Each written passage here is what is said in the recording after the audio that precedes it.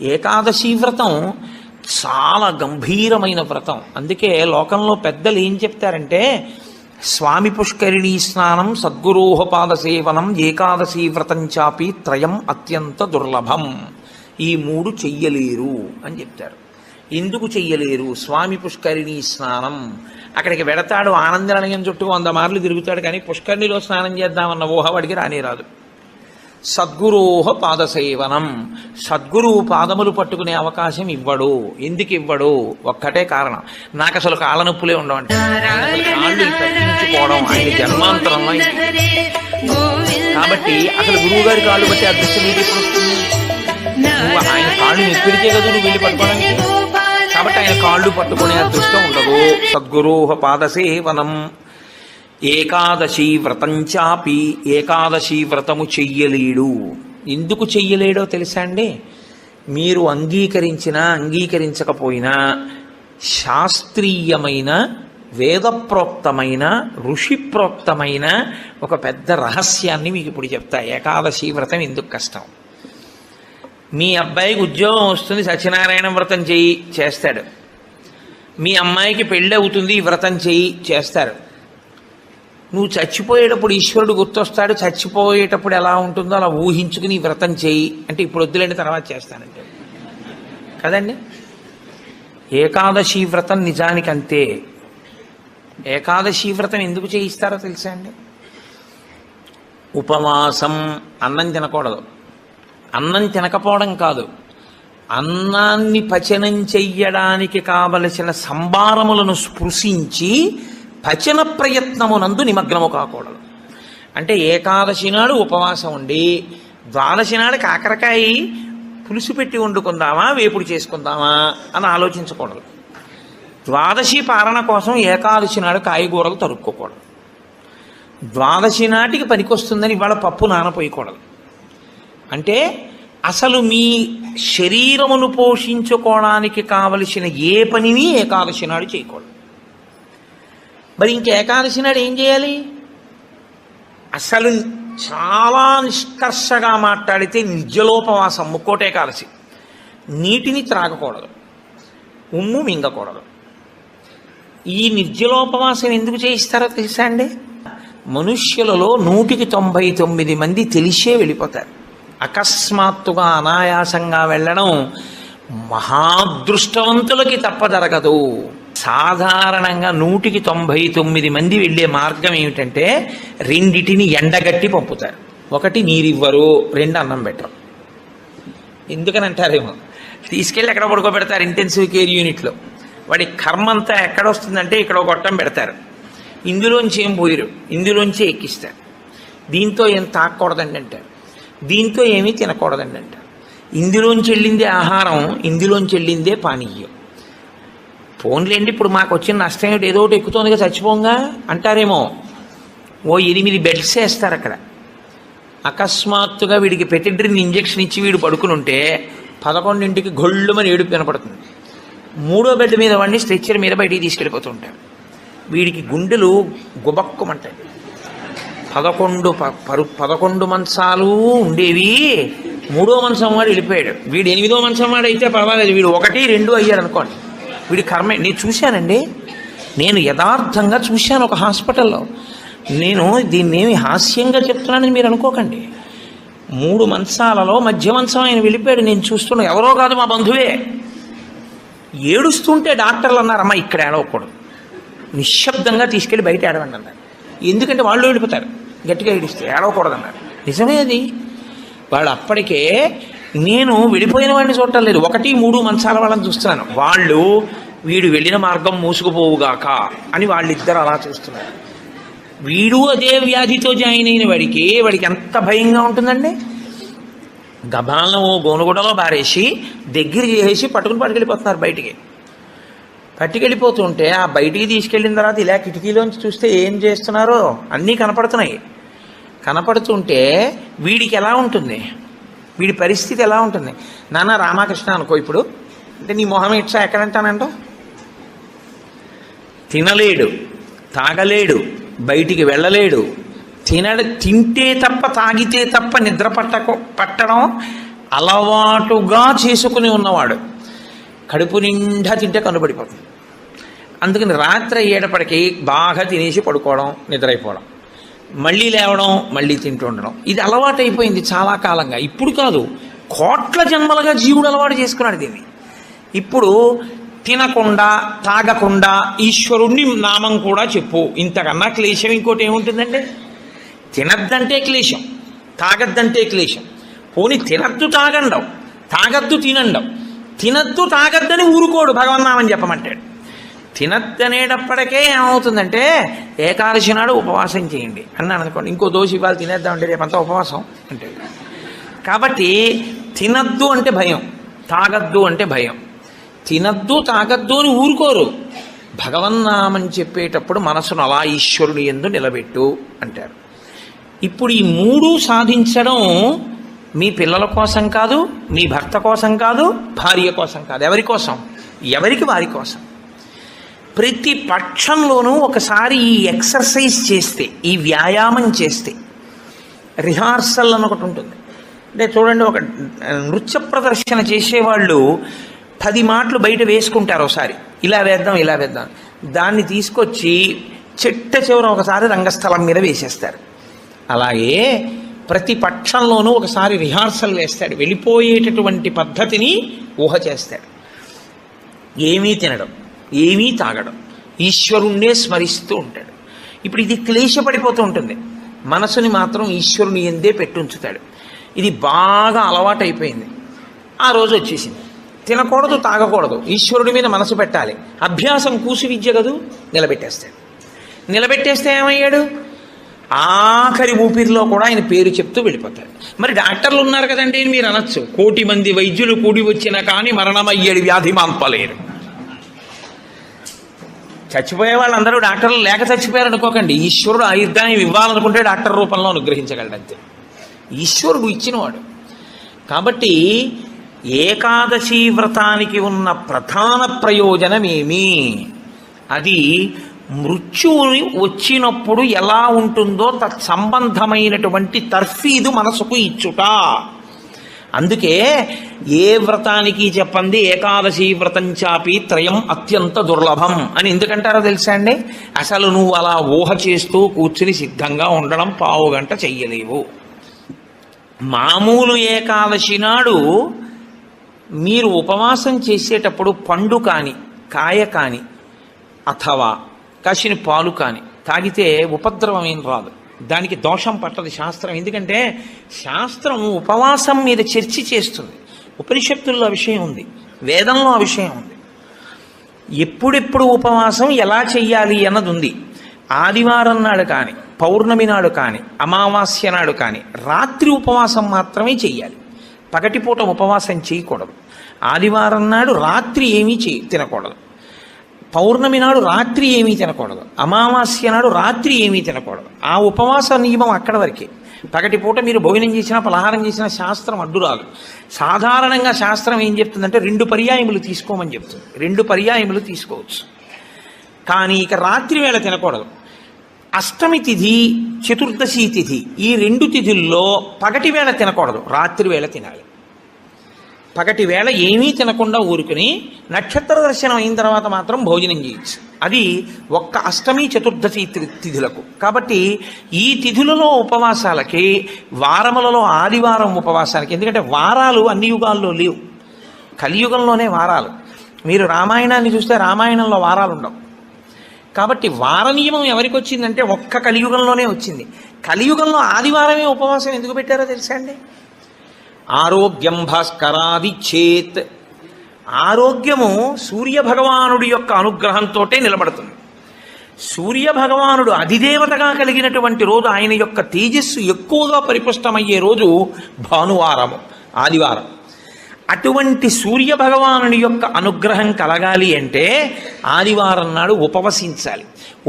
ఉపవసించుట అన్న మాటని మీరు ఎప్పుడు 2 కోణాల్లో అర్థం చేసుకోవాలి. 2 కోణాల్లో అర్థం చేసుకోవడం అంటే కడుపు ఖాళీ అయిన తరువాత మళ్ళీ వేయకుండుట. శరీరానికి ఆరోగ్యం ఎప్పుడూ డాక్టర్ దగ్గరికి వెళ్లకుండా ఉండడానికి 3 ఉన్నవాడు వెళ్ళడు అని ఆయుర్వేదం చెప్తుంది. ఎవరు వెళ్ళడు అంటే కడుపులో వేసిన పదార్థమంతా ఖాళీ అయ్యే వరకు మళ్ళీ వెయ్యనివాడు. కడుపులో పదార్థం వేశారనుకోండి, అది పూర్తిగా పచనం అయిపోయి కడుపు ఖాళీ అయింది, అప్పటి వరకు వేడు మళ్ళీ. అలా వెయ్యని వాడెవడో వాడు వైద్య దర్శనం చెయ్యడు. ఎడం పక్కకి తిరిగి ఎడమ చేతిని తల కింద పెట్టుకుని గుండెలు పరుపుకో బొంతకో తగిలేట్టుగా పడుకున్నవాడు వైద్యుణ్ణి చూడడు. 3, ప్రతిరోజు రాత్రి తాంబూల చర్వణం చేస్తూ కొంచెం సేపు నడిచి పడుకునేవాడు వైద్యుణ్ణి చూడడు. ఈ 3 పూర్ణారోగ్యానికి ఆయుర్వేద శాస్త్రం విధించినటువంటి నియమాలు. అందుకని అలాగే పడుకోవాలి. అందుకే మీరు ఎప్పుడైనా మహాత్ములు పడుకోవడం చూస్తే ఎప్పుడు ఎడం పక్కకే పడుకుంటారు. కారణం ఏంటంటే ఎడం పక్క పడుకోవడం ఆరోగ్యాన్ని ఇచ్చేస్తుంది, వైటల్ ఆర్గాన్స్ అన్నింటినీ సేఫ్ గార్డ్ చేస్తుంది. నేను ఒకసారి డాక్టర్ని అడిగి అది ఏమిటంటే అలా ఉంది ఆయుర్వేదంలోని. నిజమేనండి, అలాగే పడుకోవాలన్నారు. అంతేనండి, మేమైనా అలాగే చెప్తాం, ఎడం పక్కకి తిరిగి పడుకుంటే చాలా మంచిది కోటేశ్వరరావు అన్నాడు. కాబట్టి నేను పురాణాల్లో ఉన్న ఎన్నో విషయాలు డాక్టర్ గారిని అడుగుతుంటే వాళ్ళు నిజమేనండి ఇవన్నీ అంటుంటారు. నేను శరత్కాలంలో అమ్మవారి పూజ ఎందుకు చేస్తారు అన్నదాని గురించి దేవీ భాగవతంలో ఉన్న విషయాల్ని కొన్నింటిని ఒకసారి ఒక డాక్టర్ గారిని అడిగితే ఆయన నాకు తెల్లబోయే రహస్యాలు చెప్పాడు. మీరు చెప్పినవే హ్యూమన్ ఎనాటమీలోకి మార్చి చెప్తే మాకేం చెప్తారంటే, చలికాలంలో తమంత తాముగా నాడులన్నీ కూడా సన్నబడిపోతాయి చలిగాలికి. కొవ్వు చిన్న చిన్న చిన్న చిన్న చిన్న చిన్న గింజల్లా ఉండి పరిగెడుతుంటుంది రక్తంలో. ఎప్పుడైతే నాడులు ఇలా రక్తనాళాలు సంకోచించాయో అది వెళ్ళి ఆగుతుంది. వెనక నుంచి వస్తున్నది వచ్చి దాన్ని తగులుకుని ఆగుతుంది. గసగసాలు ఒకదాన్నొకటి తగులుకున్నట్టుగా తగులుకుని ముద్ద కట్టి ఆగుతుంది. రక్త ప్రవాహం ఆగిపోయి స్ట్రోక్స్ వస్తాయి.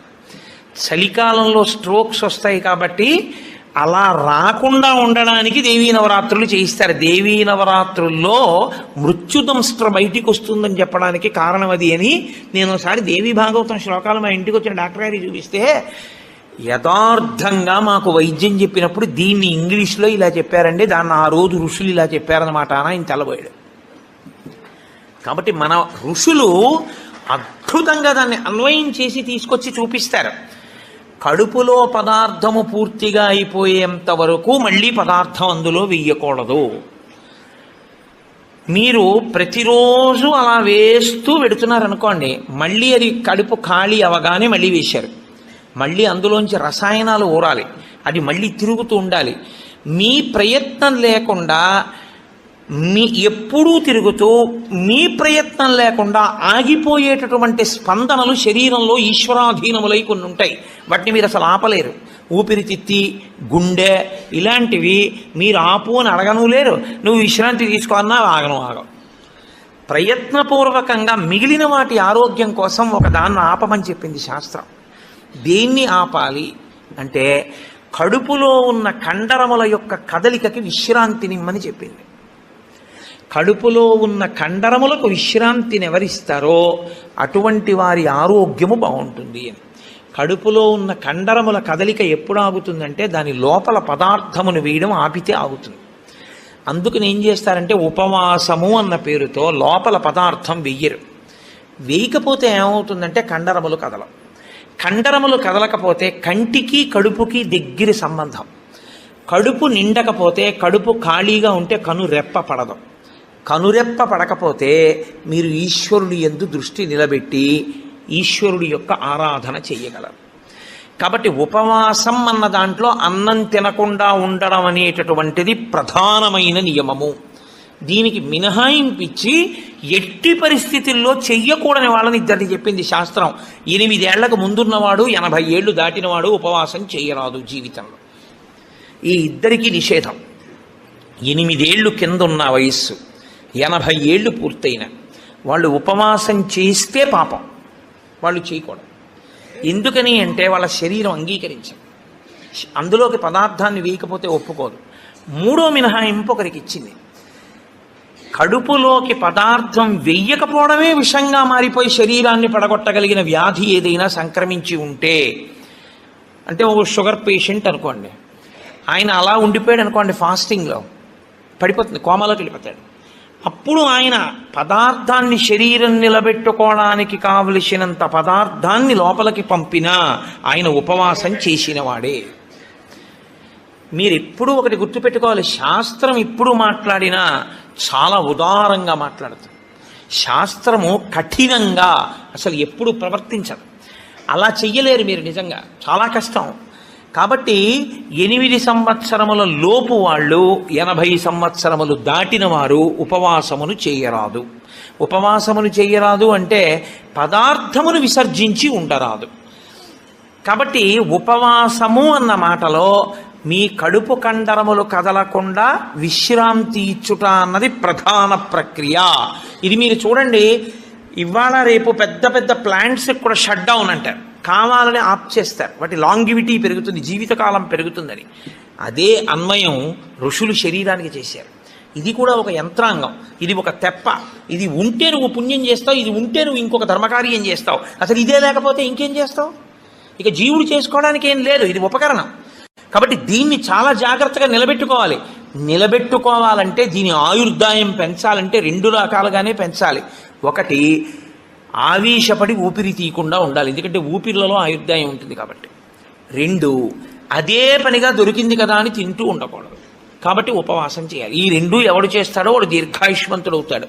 ఎవడు దీర్ఘాయుష్మంతుడు అవుతాడో వాడు పాపం చేయడానికి దీర్ఘాయుష్మంతుడు కాకూడదు. దేనికి దీర్ఘాయుష్మంతుడు కావాలి అంటే తన జీవుణ్ణి చక్కబెట్టుకోవడానికి దీర్ఘాయుష్మంతుడు కావాలి. అలా చేసేటటువంటి ప్రక్రియలో వచ్చిన అద్భుతమైనటువంటి తిథి ఏకాదశి. ఏకాదశి నాడు సర్వేషాం భోజనద్వయం అన్నారు. అది చాలా విచిత్రమైనటువంటి మాట. నాడు నువ్వు చెయ్యవలసినది ఏదో తెలుసా? సర్వేషాం భోజనద్వయం. ఈ శ్లోకం చాలా చమత్కారమైనటువంటి శ్లోకము. అందరూ కూడా భోజనద్వయం, 2 మాటలు భోజనం చేయండి. అదేమిటండి, సర్వేషాం భోజనద్వయం అయితే ఉపవాసం ఎక్కడుంది అందులో? మరి ఇప్పటిదాకా మమ్మల్ని పట్టుకు పీకు తినేశావు, శరీరం చెరుక్కర్రన్నావు, దీన్ని నలిపేయాలన్నావు, దీన్ని క్లేశ పెట్టాలన్నావు, ఏకాదశి నాడు పెట్టకండి అన్నావు, ఉపవాసం చెయ్యండి అన్నావు, అలా 24 ఏకాదశి 23 చేయకపోతే ముక్కోటి ఏకాదశి అయినా చెయ్యన్నావు. ఇన్ని చెప్పిన వాడివి మళ్ళీ ఇప్పుడేమంటున్నావు? ఏకాదశ్యాంతు కర్తవ్యం సర్వేషాం భోజనద్వయం. కర్తవ్యం, తప్పకుండా చెయ్యవలసిన పని.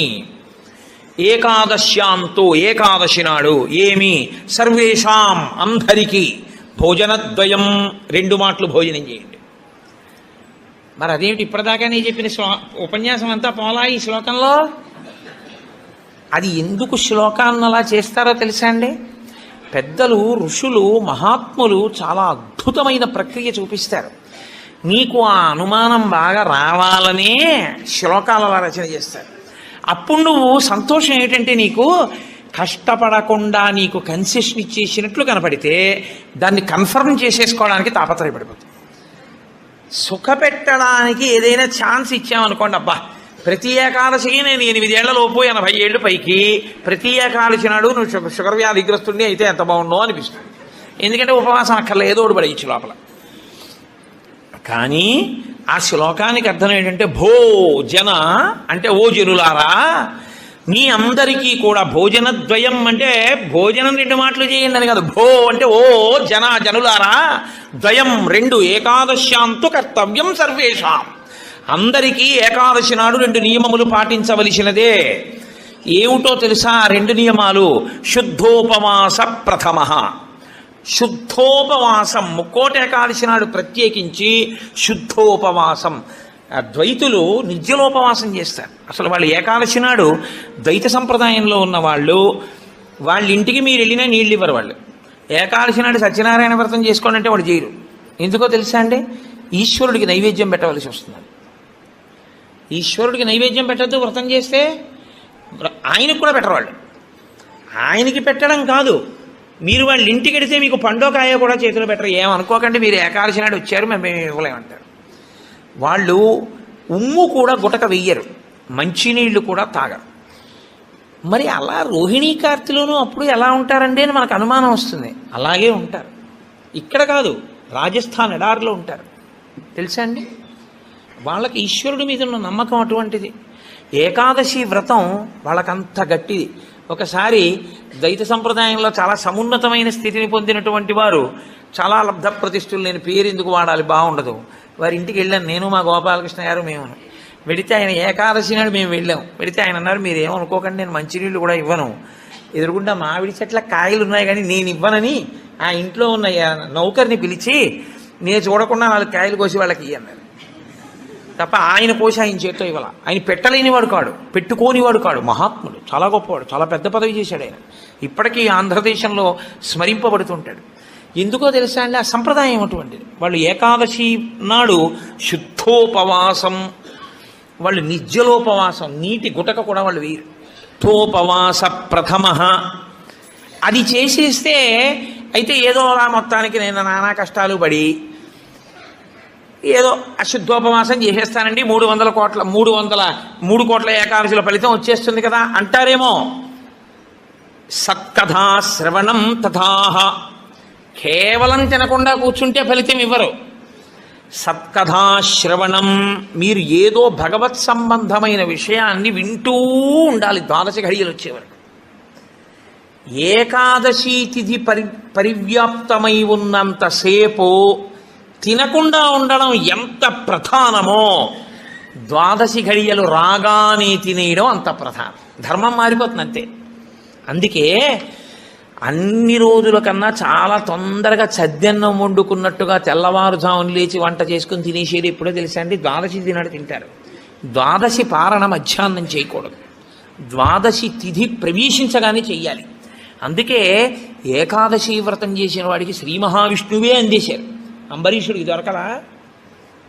అంబరీషోపాఖ్యానం ఏకాదశి వ్రతం కాదు.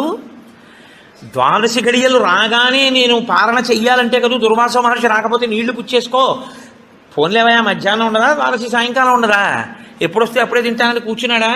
12 ఘడియలు వచ్చేస్తున్నాయి, మరి ఏం చేయను అంటే పోనీ భోజనం చేయకపోతే నీళ్లు తాగే అన్నారు. నీళ్లు తాగేస్తే కదా ఆయనకు పాపం వచ్చింది. కాబట్టి ఏకాదశి వ్రతం నాడు ఉపవాసం ఎంత ముఖ్యమో 12 తిథి ప్రవేశించగానే 12 ఘడియ తగలగానే అన్నం తినేయడం అంత ముఖ్యం. అన్నం తినేయడం అంత ముఖ్యం అంటే చొక్కా వేసుకుని డైనింగ్ టేబుల్ మీద తినేస్తే ఏకాదశి వ్రతాన్ని కొక్కెత్తుకుపోతుంది. అన్నం ఎలా తినాలో అలాగే తినాలి. పైన చొక్కా బనీను లేకుండా శ్రద్ధాళువై తినాలి.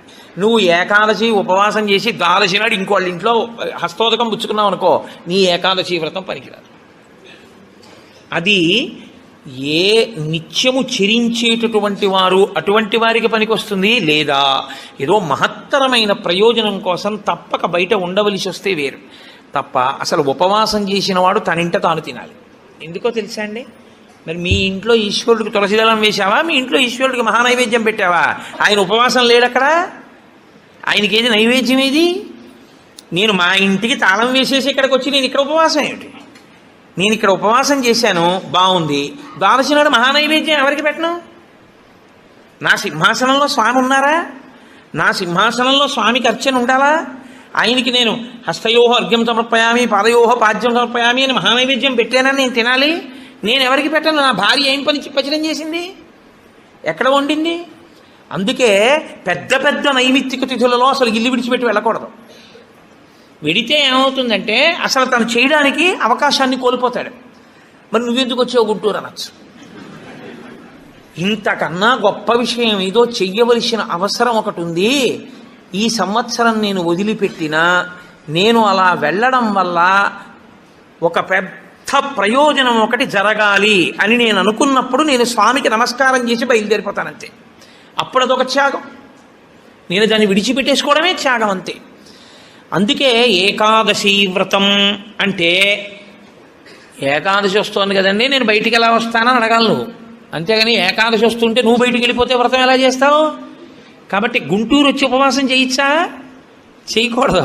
ధోపవాస ప్రథమ నిర్జలోపవాసమే. అంతకన్నా మరి నేను మినహాయింపులు ఇచ్చి చెప్పడం నా వల్ల కాదు. కానీ శాస్త్రం ఒక్కరి విషయంలో మినహాయింపించింది. శరీర కష్టం చేసుకుని బ్రతికేవాణ్ణి మాత్రం ఉపవాసం చెయ్యమని నిర్బంధించవద్దు. వాడు పడిపోతాడు స్పృహ తప్పి నీళ్ళు తాగకపోతే. కానీ అవకాశం ఉన్నవాళ్ళు మాత్రం తప్పకుండా చెయ్యవలసినదే, అంతకన్నా మార్గము లేదు. కాబట్టి శుద్ధోపవాస ప్రథమ నిర్జలోపవాసమే చెయ్యాలి యథార్థమునకు. మంచినీటి చుక్క కూడా ఇక ఏకాదశి తిథి నాడు పుచ్చుకోకూడదు. ద్వాదశి వచ్చింది, ఇక నువ్వు ఉపవాసం ఉండకూడదు. ద్వాదశి తిథి యందు ఉండగా, తిథి యందు పరివ్యాప్తమై ఉండగా నువ్వు ఉపవసించి ఉండకూడదు. మళ్ళీ వ్యతిరేక ఫలితం వస్తుంది. ద్వాదశి తిథి ప్రవేశించేసింది, ఇక నువ్వు పాలన చేసేయాలంతే. ఎలా పాలన చేయాలో తెలుసా అండి? ద్వాదశి తిథి ప్రవేశించేటప్పటికి నువ్వు పరిశేచనం చేసేయాలంతే. ద్వాదశి ఉదయం 6:30కు వచ్చింది అనుకోండి, మీరు 6:30 లోపల మీ భార్య గారు మీరు సంధ్యావందనం అనుష్ఠానం పూర్తి చేసే లోపల ఆవిడ మహానైవేద్యం సిద్ధం చేసి తీసుకొచ్చి ఇచ్చేయాలి. మీరు నైవేద్యం పెట్టేసి ఆ రోజు 6:30కి భోజనం చేసేయాలి. నాకు సహించదండి అనకూడదు, చేసేయడమే. ఏకాదశి వ్రతమునందు ద్వాదశి కలిసిపోయి ఉంటుంది. నేను చెప్పింది అబద్ధం అయితే అంబరీషోపాఖ్యానం అబద్ధమే, అంబరీషోపాఖ్యానం అబద్ధం అయితే వ్యాసుడే అబద్ధం. కాబట్టి నేను చెప్పింది నిజం. ఏకాదశి వ్రతం అంటే అంతే, అలాగే చేస్తారు.